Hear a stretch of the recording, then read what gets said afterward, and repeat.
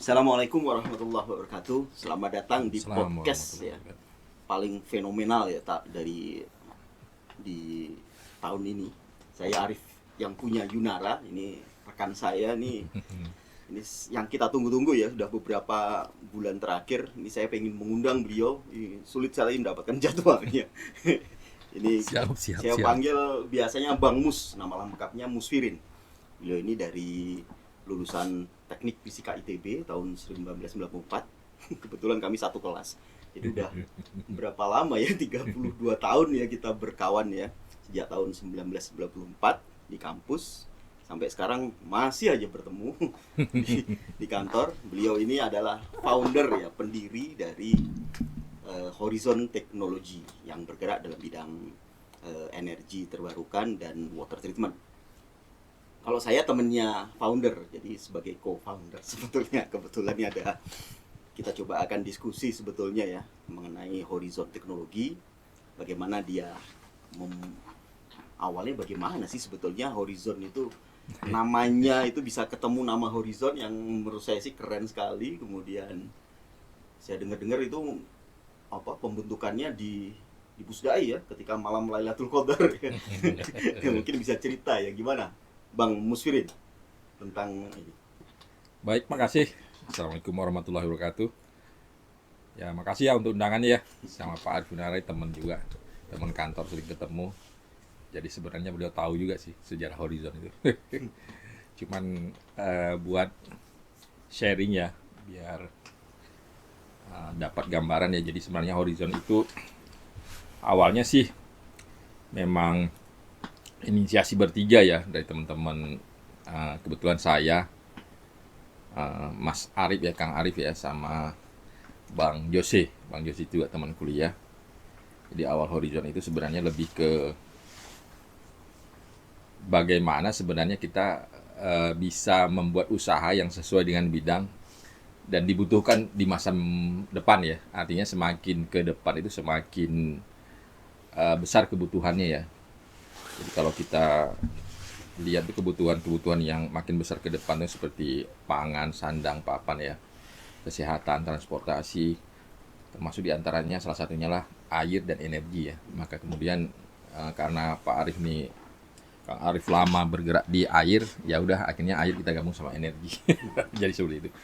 Untuk nama Horizon sendiri sebenarnya itu hasil rembukan ya. Jadi bagaimana kemudian apa yang kita hadirkan ini memang mencitrakan sesuatu untuk masa depan. Jadi Horizon itu kan jauh ke depan saya. Oh gitu. Pandangan jauh ke depan. Ngeri kali. Kira-kira seperti itulah gambar. Jadi visinya itu jauh ke depan. Makanya salah satu visi itulah menghadirkan solusi yang kompetitif dan ekonomis ya untuk solusi energi dan air untuk kebutuhan masa depan seperti itu. Kira-kira seperti itu ya gambarannya. Mungkin kalau pembentukannya sendiri Itu tahun sebenarnya berapa ya? Tahun berapa ya kita? tahun 2016 ya. Kalau 2016 Horizon ya, itu udah 2016. Udah 10 tahun lah. 10 tahun ya Udah kita cukup nggak lama nggak dan tahu. alhamdulillah sampai sekarang ini kalau cerita tentang tentang proses seleksi bisnis ya. 5 tahun pertama itu biasanya terseleksi berapa persen ya. Sampai 10 tahun udah ada yang terseleksi, mungkin sisa 20% itu yang 10 tahun. Jadi kita masih bertahan 10 tahun itu udah alhamdulillah ya. Alhamdulillah. Di tengah persaingan, mungkin kompetisi dan juga sebenarnya ya bisa dikatakan ya kondisi ekonomi ya masyarakat yang tidak begitu baik seperti itu.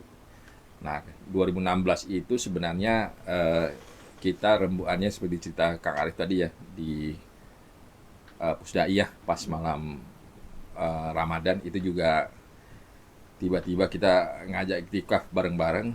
Kemudian udah lama memang mau bikin usaha bareng, ya udah ketika iktikaf itu kita putuskan ya udah besok kita ke notaris lah buat bikin akte ya. Alhamdulillah ya langsung dieksekusi gitu aja tanpa banyak pikir panjang seperti itu kira-kira gambarnya kira nggak ya. Keren keren. Gambarnya Keren. begitu sebenarnya. Iya. Mungkin gitu. 2016 ya itu kita ngobrol di harapannya hari itu ya malam Lailatul Qadar di Pusdai. Kemudian ya akhirnya kita putuskan lah ya membuat ini ya perusahaan itu. Nah, perjalanan 10 tahun ya, saya juga enggak ini ya bagaimana sebetulnya ini ya. Jadi kita kan temen satu kelas ya sejak tahun 94 ya. Sementara ada nggak sih kekhawatiran ketika itu, kan kita banyak ya di antara teman-teman kita yang membangun bisnis bareng-bareng, kemudian ya bongkar pasang. Ya kita tahu Bang Jose sendiri sebagai komisaris juga kan di kantor sebelumnya kan bongkar pasang juga kan, gonta ganti sampai beberapa kali, hingga sampai saat ini punya satu perusahaan yang relatif yang sudah dikelola sendiri. Saya juga di kantor saya yang satu lagi itu juga ya ada dinamika yang sangat inilah dengan direktur tekniknya dan seterusnya. Jadi ketidak cocokan sebagainya ini, ada pikiran ke sana nggak sih sebetulnya, kekompakan antar pendiri, kekompakan antar founder, apalagi ini dengan latar belakang dari kampus ITB yang kita sering dengar ya, suka bongkar pasang, pecah kongsi dan seterusnya. Ada cerita tentang itu ya? Iya, sebenarnya kalau dilihat dari sisi apa ya, bahwa kita pernah kuliah bareng ya, kemudian ya selama masa kuliah kan sering bareng-bareng ya, jadi ya udah saling kenal ya, mungkin dari awal udah saling kenal karakter masing-masing. Kemudian juga kenapa kemudian waktu itu kita berpikir bertiga ya, karena memang bertiga ganjil itu lebih baik katanya ya. Jadi ada ganjil itu ada apa ya? Jadi ada suara yang akan menentukan gimana keputusannya gitu. Jadi kalau misalnya sendiri mungkin agak berat ya. Kalau berdua mungkin, nah itu kalau berdua ngambil keputusan susah. Karena nanti kan kalau bagi sahamnya 50-50 kan pasti suaranya akan ngambang ya, keputusan seperti apa susah. Kenapa kemudian bertiga? Karena siapa yang didukung oleh dua pemegang saham, nah itu keputusannya seperti itu. Jadi lebih gampang sebenarnya ngambil keputusannya.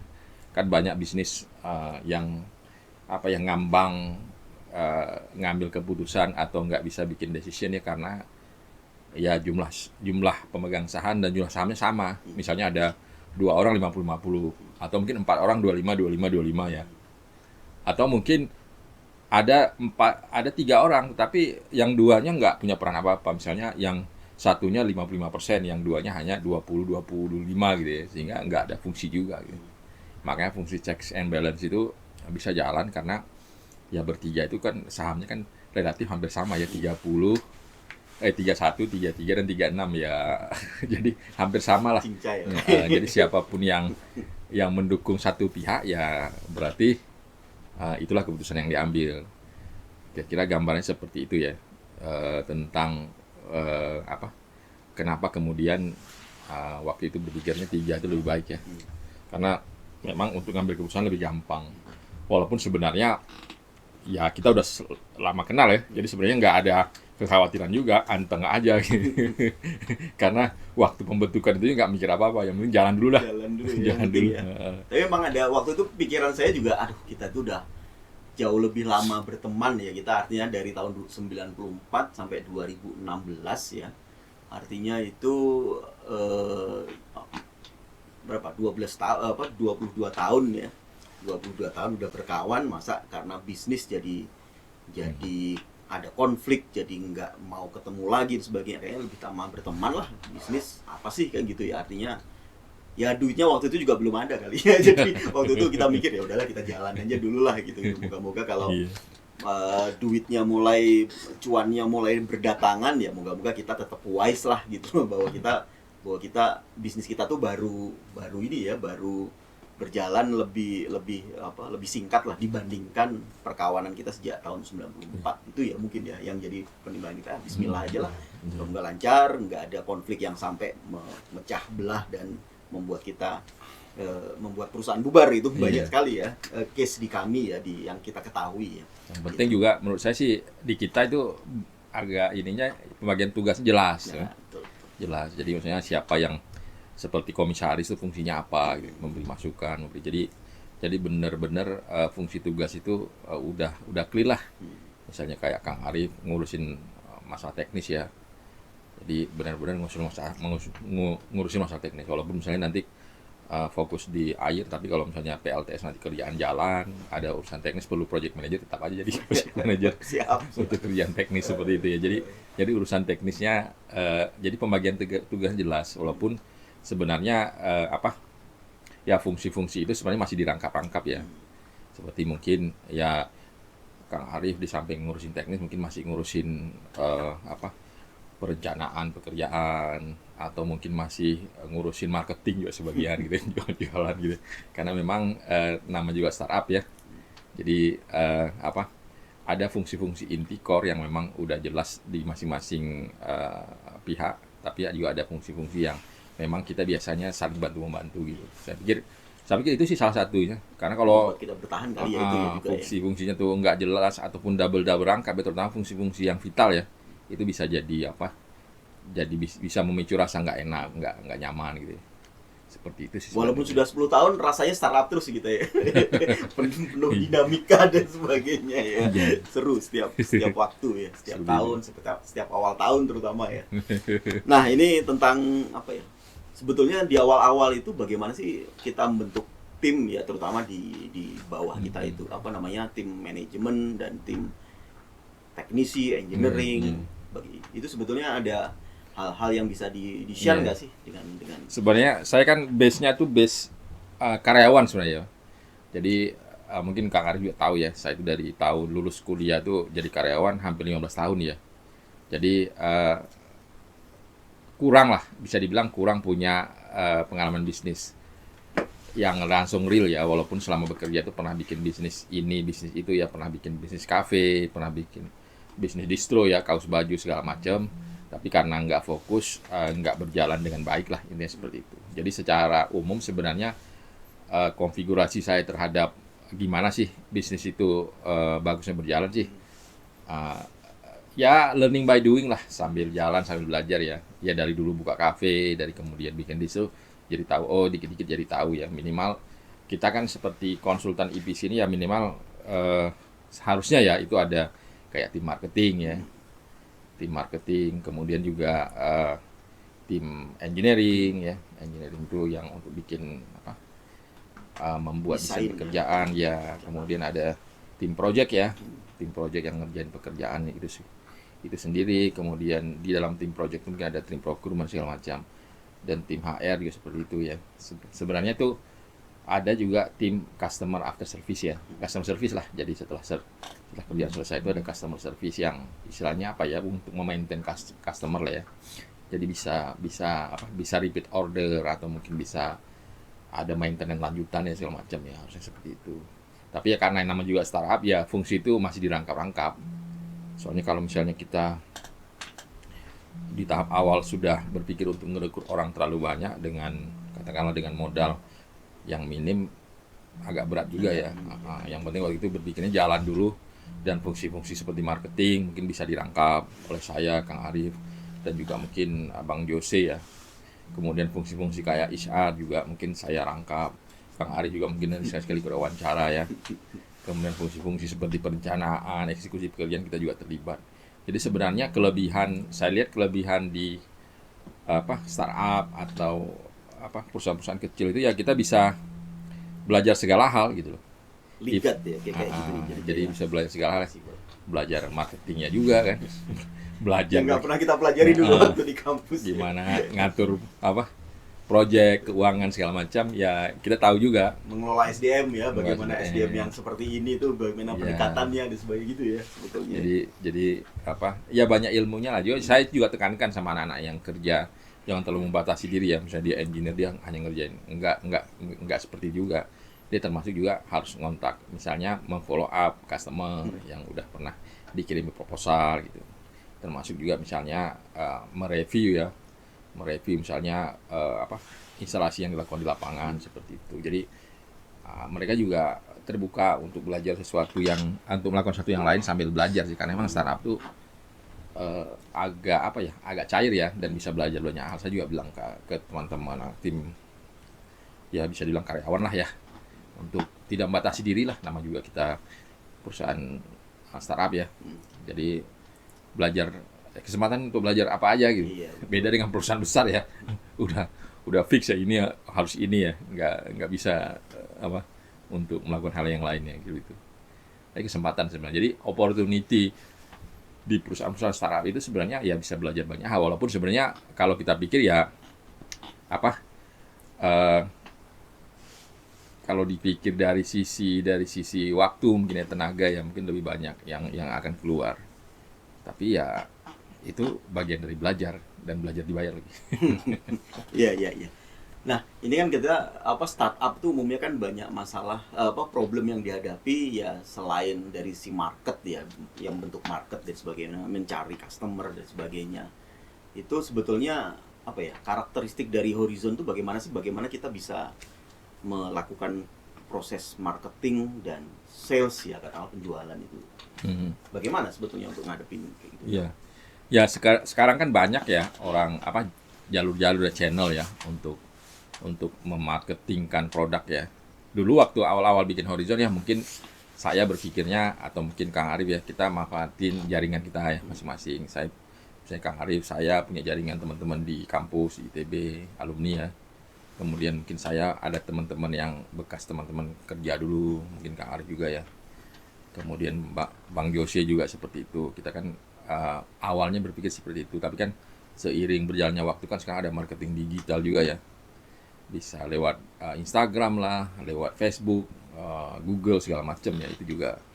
Nah kemudian apa ya kita nawarin juga sesuatu yang lebih spesifik dan menjawab kebutuhan customer ya. Jadi kita berpikir selalu memberi solusi terhadap permasalahan yang ada di customer. Jadi nggak hanya membatasi diri misalnya energi surya pasang di rumah, ya itu menjawab kebutuhan akan misalnya eh, penghematan tagihan listrik, kemudian mungkin kesadaran akan lingkungan ya, hidup green lifestyle segala macam. Tapi yang juga kita explore dan kita kembangkan juga misalnya menjawab kebutuhan. Misalnya ada nelayan nih butuh mesin es di satu daerah yang nggak ada listriknya, jadi kita juga berkolaborasi misalnya dengan ITB atau dengan beberapa instansi dinas ya untuk misalnya membuat seperti yang kita kerjain kemarin ya, mesin cold storage tenaga surya, mesin es balok tenaga surya, termasuk mesin pengolah air tenaga surya ya. Jadi sebenarnya solusi-solusi praktis tapi tetap berbasis dengan apa yang kita tawarkan energi surya gitu. Nah mungkin juga Kang Arif juga seperti itu ya. Iya, Jadi kita juga tidak membatasi diri sih, dan produk-produk yang unik ini sebenarnya juga jadi semacam kekhasan juga ya. Karena kalau kita punya produk yang unik kemudian bisa menjawab permasalahan di lapangan ya biasanya ya itu akan jadi produk yang marketnya bagus lah, bisa berkembang ya. Seperti itu mungkin gambarannya ya tentang produk-produk Horizon. Kenapa kemudian kita tidak membatasi diri ya di PLTS kan. Kalau PLTS kan bicara PLTS kan mungkin hanya sistemnya off grid, on grid ya, hybrid seperti itu ya. Tapi sebenarnya kalau kita bicara implementasinya luas, termasuk air kan, air laut, air sungai, air gambut ya macam-macam ya. Jadi sebenarnya prospek untuk kedepannya cukup besar lah. Nah ini ya yang kedua mengenai masalah SDM ya, bagaimana tingkat turnovernya, terus kemudian bagaimana mempertahankan SDM kunci ya. Ini sebetulnya apa sih yang menjadi tantangan terberat yang pernah kita hadapi ya sebenarnya dalam perjalanan hampir 10 tahun ini. Sebetulnya apa sih tantangan yang paling berat yang kita hadapi mengenai SDM ya sebetulnya? Ya, sebenarnya kan tantangan di UMKM ataupun startup itu kan sebenarnya lebih ke ya karena kita kan kekuatan finansialnya kurang ya. Jadi mau gaji orang terlalu tinggi juga nggak mampu. mau membuat karir dia karir path yang jelas juga kayaknya agak susah ya, karena juga pengembangan organisasi kita juga pengembangan organisasi juga kita juga nggak linear lah ya, bisa tergantung situasi dan keadaan itu. Kayak amuba. Jadi sebenarnya yang kita kalau saya di kantor itu lebih ke membuat orang memanusiakan karyawan lah. Jadi membina hubungan yang baik dengan dengan tim di kantor ya, dengan tim di lapangan. Kemudian juga ya berkomunikasi seperti biasa ya, seperti biasanya memanusiakan mereka lah. Jadi menjaga hubungan baik. Biasanya selama ini kalau di kantor di Horizon sendiri sebenarnya turnover-nya nggak tinggi ya. Walaupun sebenarnya kita nggak ngasih gaji tinggi-tinggi amat, nggak tiap tahun juga bisa naik gaji ya. Tetapi turnover nggak tinggi juga, kecuali mungkin ya kita ada. lama ya, 5 tahunan nggak ada ya biasanya. Nggak. Jadi rata-rata karyawan kita tuh ada yang dari awal, Dari yang awal langsung- berdiri masih ada. masih Iya, ada. betul juga ya. Yang keluar itu hanya beberapa, mungkin karena mereka dapat penawaran di perusahaan lain atau biasanya ada juga yang beberapa berkasus ya. Tapi yang jelas kalau selama kita membina hubungan baik dengan teman-teman yang karyawan ya, yang kerja dengan tim, biasanya mereka akan lebih enjoy. Makanya saya juga nggak terlalu kaku dengan anak-anak misalnya. Ya kalau kita punya target segala macam ya kita sampaikan, tetapi tetap aja suasana itu tidak menegangkan dan tidak buat stres. Kalau menegangkan dan buat stres, turnovernya pasti tinggi. Ya. Karena kita nggak bisa kasih kompensasi yang gede kan. Kecuali bisa kasih kompensasi yang gede, orang bisa bertahan karena masih mikir nih gaji gede. Tapi memang ini ya, jadi kalau kita kan ya sebagai perusahaan startup teknologi ya kita bisa bicara seperti itu ya.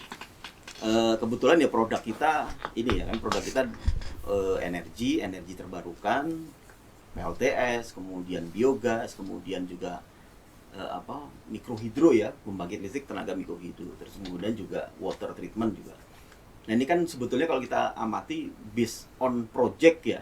Nah ini tantangannya gimana nih, perusahaan teknologi yang kita tidak memiliki produk massal yang dikelola secara retail, yang dipasarkan secara retail ya, secara massal, tapi kita project based. Setiap tahun harus mencari project-project baru, meng-create project-project baru dan seterusnya. Ini ya gimana, ada cerita-cerita nggak yang menarik di sana? Ya, sebenarnya ya perencanaan tetap ada ya, bahwa bagaimana kemudian misalnya untuk setiap instalasi air atau instalasi PLTS yang udah kita pasang, kita bisa menawarkan misalnya after sale service ya.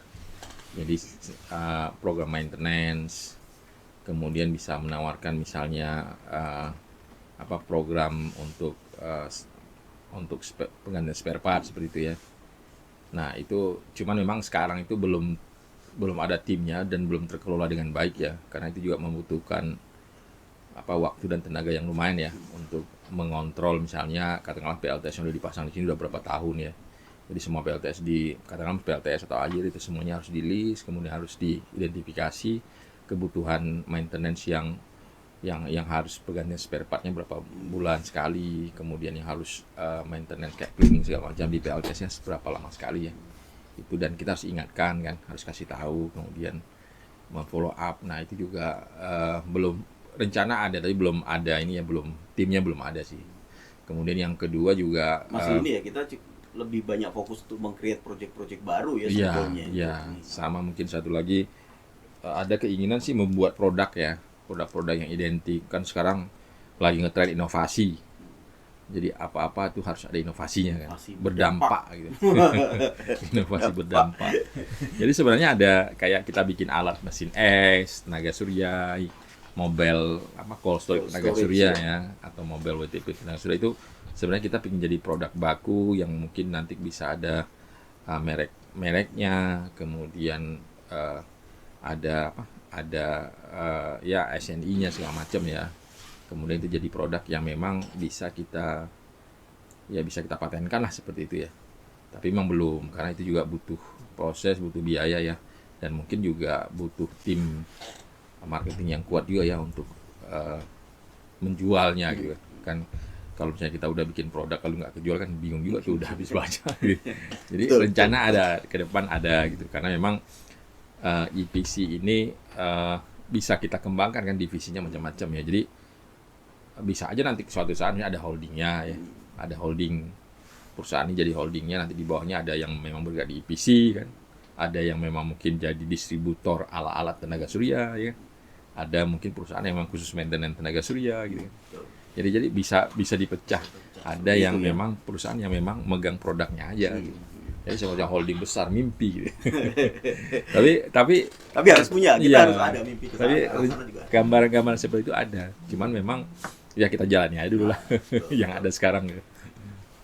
Nah, ini terkait ini nih, ya kita sudah alhamdulillah udah bertahan ya sampai 5 tahun 10 tahun ya, 10 tahun ini kita bertahan dengan segala dikali ini ya, naik up and down-nya, kemudian kita menghadapi pandemi ya tahun 2020 sampai 2023 2024 ya relatif ini, tapi alhamdulillah kita juga survive ya ketika masa pandemi itu, malah masih banyak ya pekerjaan-pekerjaan di luar yang biasa kita lakukan.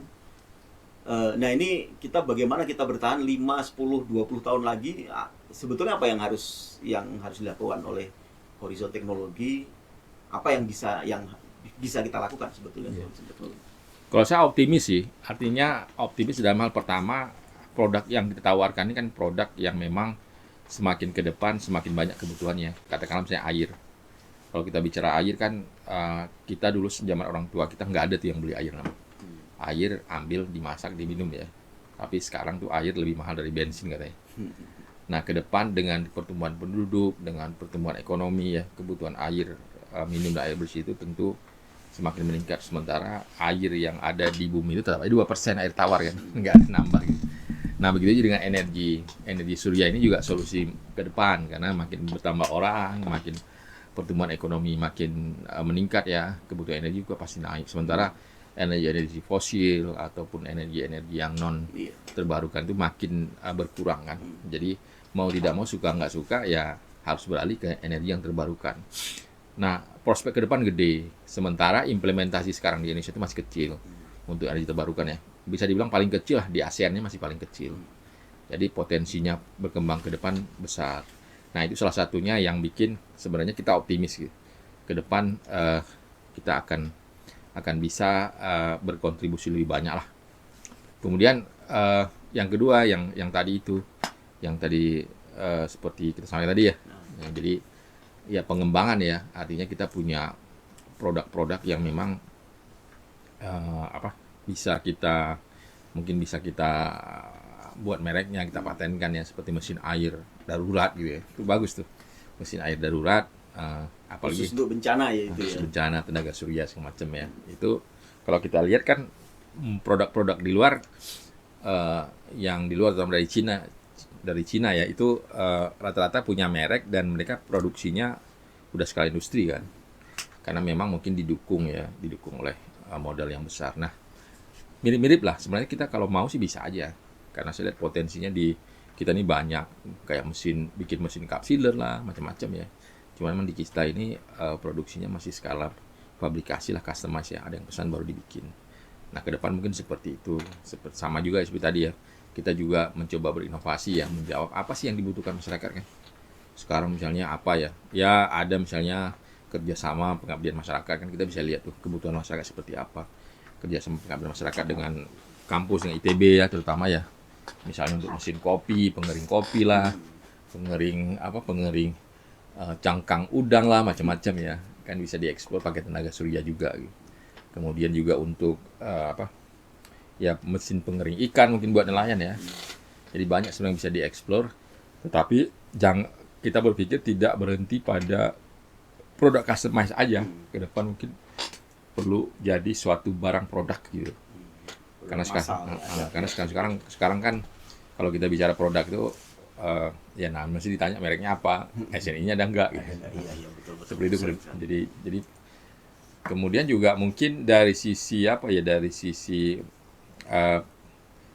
dari sisi permodalan ya, mungkin ya kita mungkin di Horizon juga udah mulai harus berpikir sebenarnya ini permodalan itu seperti apa ya untuk ngembangin itu ke depan. Jadi kalau kita punya program-program atau minimal kita ingin membuat katakanlah yang pertama itu membuat fungsi marketing itu bisa berjalan optimal ya. Ya mungkin kita perlu juga tuh berpikir untuk gimana caranya misalnya ya meningkatkan dari sisi permodalan ya, mungkin tuh yang lagi dipikirkan supaya bisa lebih cepat akselerasinya gitu. Ya, kemarin kita juga kan sempat ada beberapa project ya yang kita juga menawarkan ke investor ya dengan konsep bagi hasil ya, mudharabah bagi hasil. Terus kemudian nah ini mungkin untuk project-project yang nanti ya memang masih based on project ya, nanti ini mungkin akan diterapkan lagi nggak sih sebetulnya untuk skema-skema kerjasama pembiayaan atau pendanaan mudharabah ya, selain dari perbankan. Nah, alhamdulillah kita kan juga dari perbankan sudah dapat ya gitu, sudah menerima pendanaan dari perbankan. Tapi ya kita harus mengembangkan konsep-konsep pembiayaan yang lebih syariah. Nah ini kita sebetulnya mungkin nggak sih untuk ke depan ini akan dijalankan oleh Horizon. Sebenarnya kita explore semua karena ya seperti tadi ya, sebenarnya kalau memanfaatkan perbankan bisa ya, cuman kan di perbankan ada memang ketentuan atau aturan-aturan yang mesti kita penuhi ya, termasuk misalnya ada leverage-nya apa gitu. Jaminan apa namanya. Nah, dan kita juga nge-explore yang investor-investor pribadi ya, seperti kata Kang Arif tadi, untuk pekerjaan-pekerjaan yang spesifik yang membutuhkan dana yang memang bisa mereka modalin, kita juga ajak kerjasama. Jadi skenario investasi itu bisa macam-macam lah modelnya. Tetapi sebenarnya selama itu istilahnya dalam tanda kutip ya, bisa mensukseskan lah program atau pekerjaan kita, dan itu bisa membuat win-win lah ya, artinya investor juga merasa diuntungkan dan kita juga bisa menyelesaikan pekerjaan ya, itu yang kita tempuh. Karena memang sebenarnya sistem bagi hasil seperti itu ya, atau syirkah ya, saya nggak tahu tuh. Nah itu saya lihat ya lebih fair lah daripada misalnya minjam ke bank dengan konvensional bunga ya. Jadi itu ya sebenarnya yang kita lakukan beberapa kali ya, seperti itu. Mungkin juga kalau misalnya kita punya pekerjaan yang lebih besar lagi ya, mungkin kita bisa kerjasama dengan perusahaan ventura ya, untuk permodalan dengan sistem syariah misalnya ya. Karena itu lebih saya lihat aksesnya lebih mudah lah daripada perbankan. Iya. Gitu.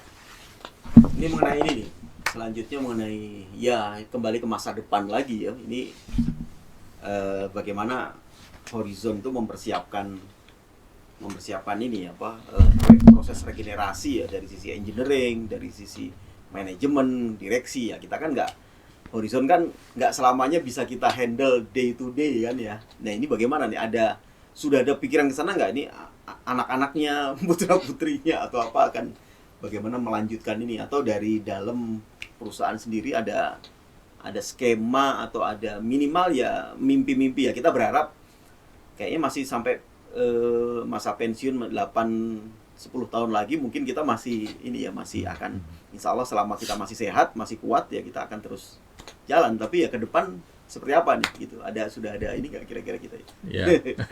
Sebenarnya sama seperti Kang Hari bilang tadi ya, saya juga berpikir selama masih mampu, masih kuat ya jalan aja gitu ya. Nah terkait dengan regenerasi seperti apa, sebenarnya ini kan kita siapkan sebenarnya kalau regenerasi itu ya dari sisi internal kita sendiri ya.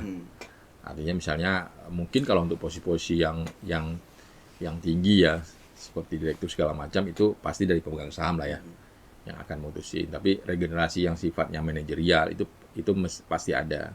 Artinya teman-teman yang sekarang bekerja itu pasti kita plot juga ya, untuk misalnya kita develop yang engineer bisa menjadi misalnya project manager gitu ya, untuk menghandle pekerjaan yang bisa kompleks, bisa ngatur orang, nggak hanya ngatur misalnya masalah teknis gitu ya, juga non teknis seperti itu. Misalnya teman-teman yang dari desainer bisa develop menjadi engineer, seperti itulah. Kemudian juga yang dari sisi teknisi, pelatihan segala macam itu tetap ada gitu. Itu development internal sih. Kalau regenerasi dalam sifat misalnya penggantian pucuk pimpinan ya, itu tergantung pemegang sahamnya seperti apa ya. Kemudian juga kalaupun ada rencana seperti itu, saya berpikir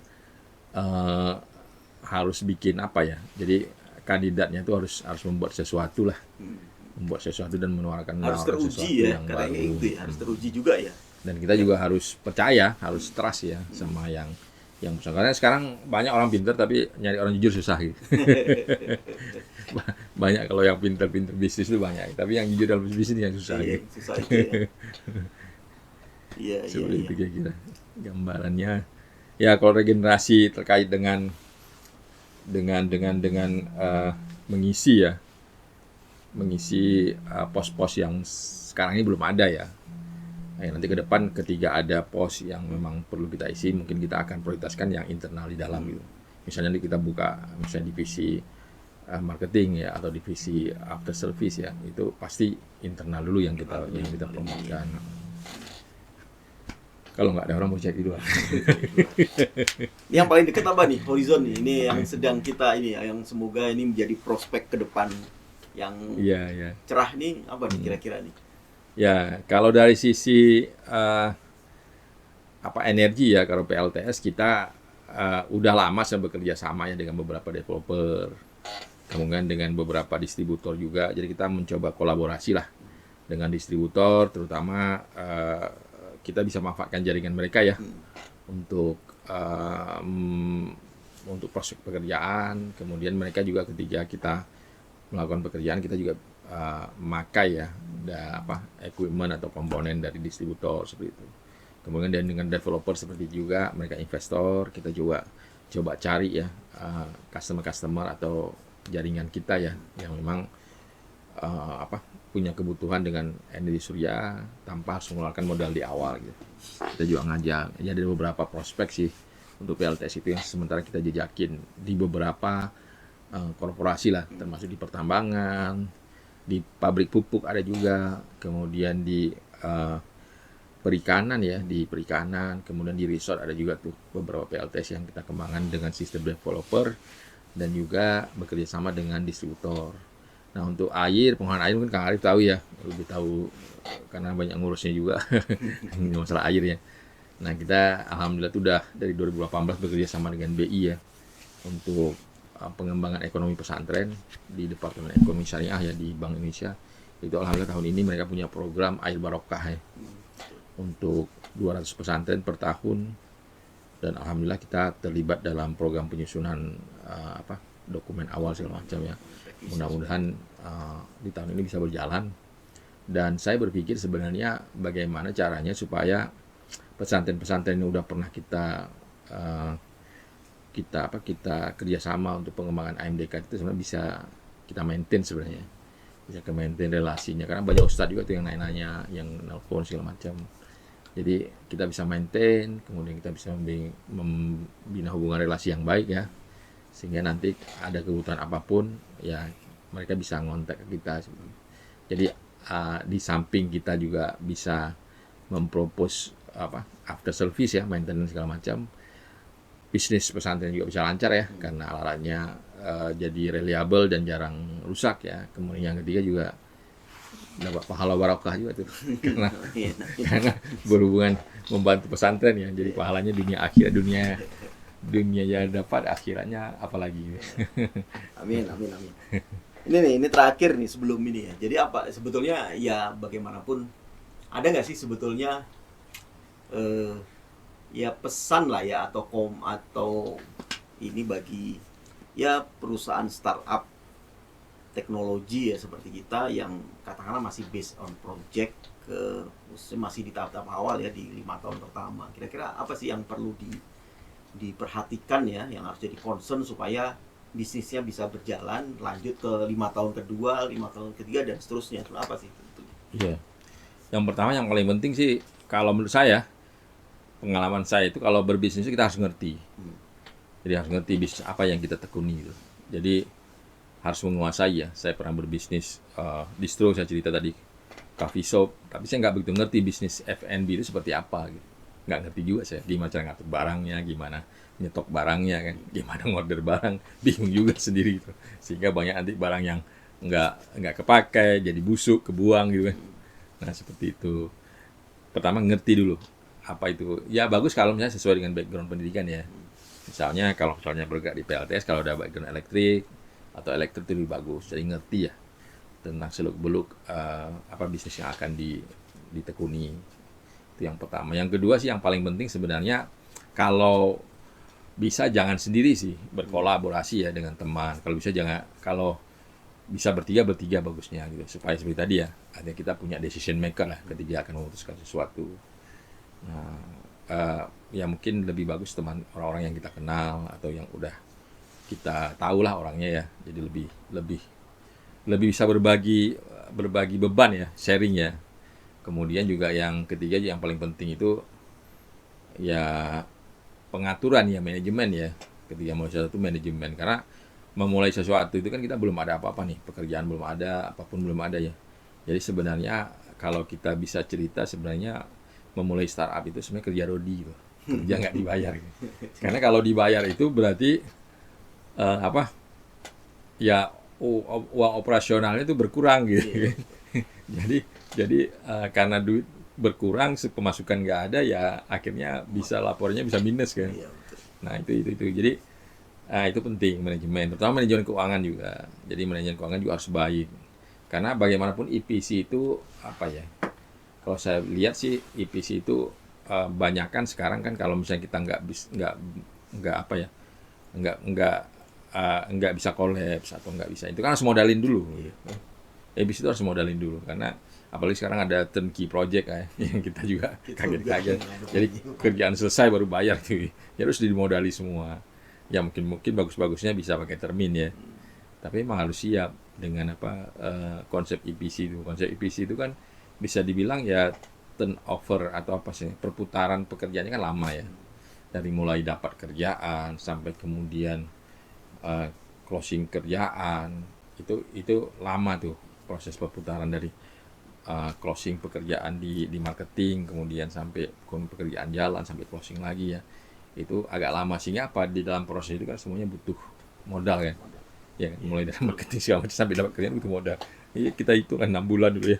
Kita pertama dulu 6 bulan baru dapat, atau kan setahun gitu. Itu kan harus dihitung tuh, itu modalnya dari mana gitu. Dan napas kita napasnya cukup nggak gitu. Makanya harus diirit banget gitu kalau misalnya bicara itu ya. Nah, itu yang ketiganya ya. Sebenarnya yang keempat juga kalau bisa sih jangan terlalu banyak orang dulu gitu. Jadi ngerekrut itu sesuai dengan kemampuan aja dulu. Kalau bisa dikerjain sini kerja sendiri. Gitu. kalau EPC ya, atau kalau startup bisa kerja sendiri dulu. Jadi kalau misalnya nanti kita udah punya kemampuan, ada ke lapangan untuk merekrut satu orang, ya rekrut satu orang dulu, tapi isi pada posisi yang memang kita paling butuh. Misalnya kita paling butuh support di engineering ya, itu dulu tuh. Ada duit sedikit, udah cari orang engineering, taruh di situ, atau orang marketing taruh di situ gitu. Sehingga kita mulai mendeliver satu persatu gitu. Jadi konsep awalnya kalau bisa dikerjain sendiri dulu, kerjain aja. Kalau di awal-awal gitu. Jadi itu yang kita lakukan dulu kan. Dengan modal 21 juta gitu. Jangan sendiri. Langsung ngebos ya. Ya, nggak mungkin. Kecuali juga memang bisa. Kita anak konglomerat ya. Yang punya modal gede ya. Iya, aduh, terima kasih nih Bang Mus, terima kasih ya. Ini akhirnya kita sempat ngobrol agak serius sebetulnya jadinya ya. Biasanya kita ngobrol di warung kopi sambil bercanda. Ini ngobrol sangat serius tentang perusahaan kita sebetulnya ini. Jadi perusahaan Horizon Teknologi ya, ini foundernya, saya temunya founder. Temunya founder, terus kemudian ya, terima kasih sudah melihat atau menengok dari podcast saya. Kita sebut dengan podcast Jumat Berkah. Amin. Karena kebetulan dari Jumat. Dan ini juga tanggal 1 Mei ya, pas Hari Buruh ya. Selamat Hari Buruh untuk para buruh seluruh dunia ya. 1 Mei itu kan diperingati May Day ya, seluruh dunia. Terima kasih sudah memperhatikan.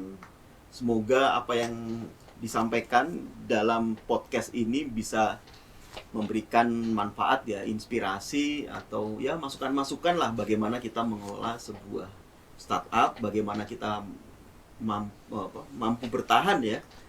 5 tahun pertama itu salah satu masa yang paling sulit, kemudian 5 tahun kedua juga ternyata tidak lebih mudah dibandingkan 5 tahun pertama, dan seterusnya hingga kita pada satu titik menjadi perusahaan yang tidak lagi bisa disebut startup, tapi ya kita harus melangkah lebih jauh lagi sebagai sebuah entitas perusahaan yang relatif mapan dan mampu bertahan di masa yang akan datang.